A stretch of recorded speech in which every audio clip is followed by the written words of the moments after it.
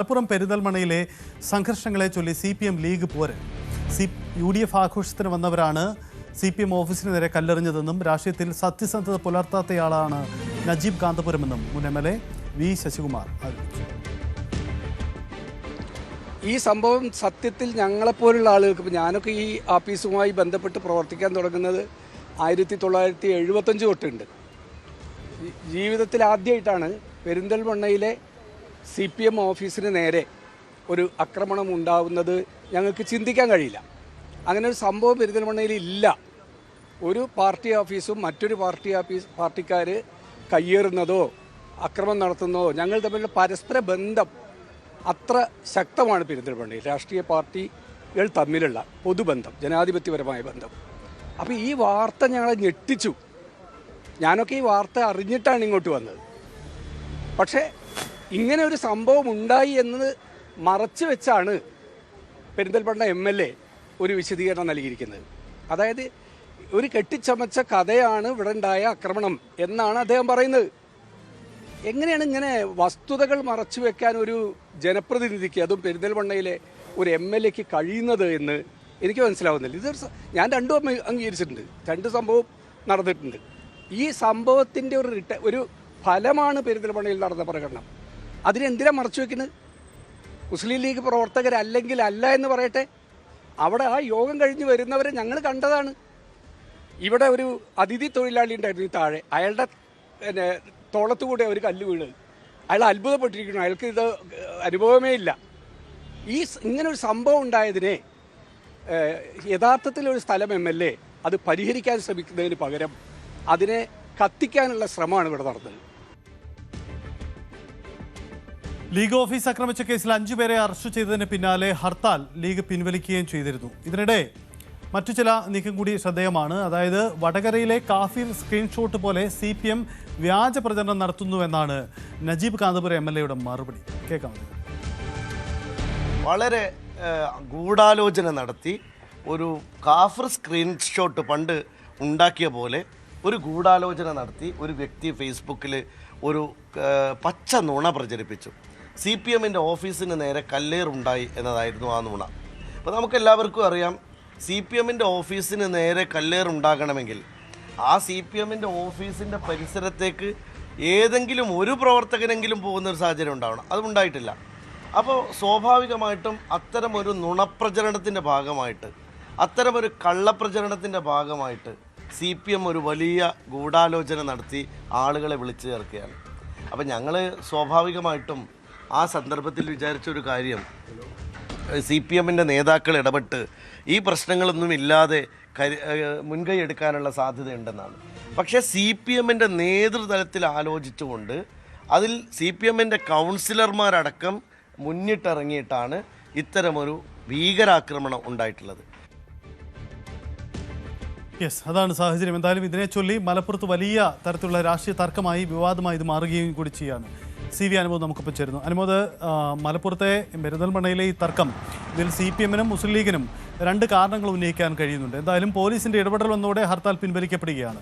നിലവിൽ ഈ സാഹചര്യം എന്താണ്? എന്തെങ്കിലും തരത്തിലുള്ള സംഘർഷ സാധ്യതകളോ പ്രശ്നങ്ങളോ ആയി ഇത് മാറി രൂപപ്പെടുന്നുണ്ടോ ഇപ്പോൾ? അതിനപ്പുറം നേതാക്കളുടെ ഇടപെടലിൻ്റെ അതുണ്ടായി കഴിഞ്ഞോ?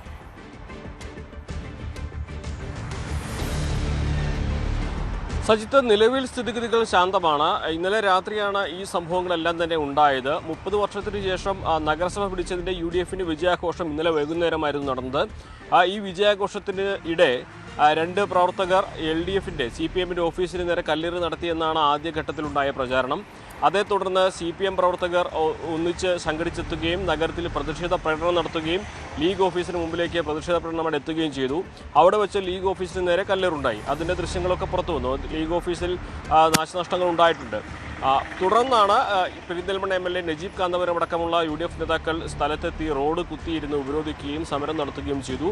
രാത്രി തന്നെ പോലീസ് അന്വേഷണത്തിൽ ഈ ലീഗ് ഓഫീസിന് നേരെ ആക്രമണം നടത്തിയ 5 പേരെ പിടികൂടുകയും ചെയ്തു പോലീസ്. അതിലൊരാൾ വിദേശത്തേക്ക് കടന്നു കളയാൻ നിൽക്കുകയായിരുന്നു. എയർപോർട്ടിൽ വെച്ചാണ്, കരിപ്പൂർ വിമാനത്താവളത്തിൽ വെച്ചാണ് ആളെ പിടികൂടിയത്. അങ്ങനെ പോലീസ് ഈ ഒരു 5 പേരെ അറസ്റ്റ് ചെയ്തവരെ ഇന്നലെ രാത്രി പ്രഖ്യാപിച്ച ഹർത്താൽ മുസ്ലിം ലീഗ് UDF പിൻവലിച്ചു. പക്ഷേ ഇത് ചൊല്ലിയുള്ള തർക്കങ്ങളാണ് ഇപ്പോൾ തുടരുന്നത്. ഒന്ന്, നജീബ് കാന്തപുരം പറയുന്നത് ലീഗ് പ്രവർത്തകർ CPM ഓഫീസ് ആക്രമിച്ചു എന്നുള്ളത് കള്ളപ്രചാരണമാണ്. അത്തരത്തിലൊരു തെറ്റായ പ്രചാരണം നടത്തി അവിടെ CPM പ്രവർത്തകർ ഒരുമിച്ചെത്തി ലീഗിന് നേരെ ആസൂത്രിതമായ ഒരു ഗൂഢാലോചനയുടെ ഭാഗമായി ലീഗ് ഓഫീസിന് നേരെ ആക്രമണം നടത്തി എന്നുള്ളതാണ്. വടകരയിലെ കാഫിർ സ്ക്രീൻഷോട്ടിന് സമാനമായ രീതിയിലുള്ള ഒരു നടപടിയാണ് ഇവിടെ ഉണ്ടായിട്ടുള്ളത് എന്ന ഒരു ഗുരുതരമായ ഒരു ആരോപണമാണ് നജീബ് കാന്തപുരം ഉന്നയിക്കുന്നത്. എന്നാണെങ്കിലും ഇത് ഇടതുപക്ഷം നിഷേധിക്കുന്നുണ്ട്. നജീബ് കാന്തപുരം കള്ളം പറയുകയാണ് എന്നാണ് ഈ വിഷയത്തിൽ അദ്ദേഹം വി ശശികുമാറിനെ പോലുള്ള മുതിർന്ന നേതാക്കൾ വ്യക്തമാക്കിയിരിക്കുന്നത്. വലിയ തോതിൽ തന്നെ പ്രതിഷേധങ്ങളുണ്ട്. പക്ഷേ ഇന്നിപ്പോൾ സ്ഥിതിഗതികൾ ശാന്തമാണ്. അതുകൊണ്ട് തന്നെയാണ് പോലീസിൻ്റെ വലിയൊരു സംഘം തന്നെ അവിടെ ക്യാമ്പ് ചെയ്യുന്നുണ്ട്. പക്ഷേ നിലവിൽ പ്രശ്നങ്ങളൊന്നും തന്നെ ഇല്ല. ഹർത്താൽ പിൻവലിച്ചതോടെ ജനജീവിതം സാധാരണമാണ് പെരിന്തൽമണ്ണയിൽ. എന്തായാലും ഹർത്താൽ പിൻവലിക്കപ്പെട്ടിരിക്കുന്നു. ഹർത്താൽ പെരിന്തൽമണ്ണയിലേത്. അവിടെ ആളുകൾ UDF-ഉം പഴയ രീതിയിലേക്ക് വരുന്നു. പക്ഷേ രാഷ്ട്രീയമായ ഏറ്റുമുട്ടലിന് ഒട്ടും കുറവില്ല. നേതാക്കൾ അങ്ങോട്ടും കൊടുത്തും കൊണ്ടുമാണ് നിൽക്കുന്നത്. പെരിന്തൽമണ്ണ ആക്രമണം CPM-ന്റെ പരാജയ ഭീതി മൂലമെന്നാണ് പരാജയ വിഭ്രാന്തി മൂലമെന്നാണ് മുസ്ലിം ലീഗ് ജനറൽ സെക്രട്ടറി PMA സലാമിൻ്റെ വാക്കുകൾ. ഹാലിളകിയ CPM ആക്രമണം അഴിച്ചുവിടുകയാണ്. CPM പ്രവർത്തകരാണ് പിടിയിലായത്. പാർട്ടിക്ക് ഉത്തരവാദിത്തത്തിൽ നിന്ന് ഒഴിഞ്ഞു മാറാനാകില്ലെന്നും PMA സലാം. ഒരു കാലത്തും അവർക്ക് നഷ്ടപ്പെട്ടിട്ടില്ലാത്ത പെരിന്തൽമണ്ണ മുനിസിപ്പാലിറ്റി പോലും ഇത്തവണ LDF-ന് നഷ്ടപ്പെട്ടു. ഇതിൽ വിഭ്രാന്തി പൂണ്ടിട്ടാണ് ഇന്നലെ ഒരു പ്രകോപനമില്ലാതെ മുസ്ലിം ലീഗിന്റെ നിയോജക മണ്ഡലം കമ്മിറ്റി ഓഫീസ് ആക്രമിച്ചത്. കല്ലെറിഞ്ഞ് തകർത്തു. ഒരു പ്രകോപനം ഉണ്ടായിട്ടില്ല. UDF മുസ്ലിം ലീഗോ തിരിച്ചാക്രമിക്കുകയോ അവർക്ക് ഞങ്ങൾ വിജയാഹ്ലാദ പ്രകടനം നടത്തിയത് മാർക്സിസ്റ്റ് പാർട്ടിയുടെ ഓഫീസ് നിൽക്കുന്ന പ്രദേശത്തേക്ക് കൂടി പോയില്ല. അത്രത്തോളം ശ്രദ്ധിച്ചാണ് ഞങ്ങൾ കൈകാര്യം ചെയ്തത്. പക്ഷേ ഒരു പ്രകോപനവും ഇല്ലാതെ ഞങ്ങളുടെ ഓഫീസ് കല്ലെറിഞ്ഞ് തകർക്കുകയുണ്ടായത്.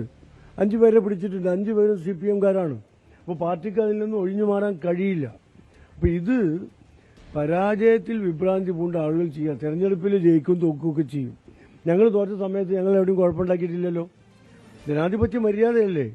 ആരെങ്കിലും ജയിച്ചിട്ടുണ്ടെങ്കിൽ ആ വിജയം അംഗീകരിക്കേണ്ടത് മറ്റ് പരാജയപ്പെട്ടവരുടെ ഉത്തരവാദിത്വമല്ലേ? അത് നിർവഹിക്കാതെ പരാജയപ്പെട്ടതിന് ജനങ്ങൾ വോട്ട് ചെയ്ത് പുറത്താക്കിയതിന് UDF-നോട് പക തീർത്തിട്ട് എന്താ കാര്യം?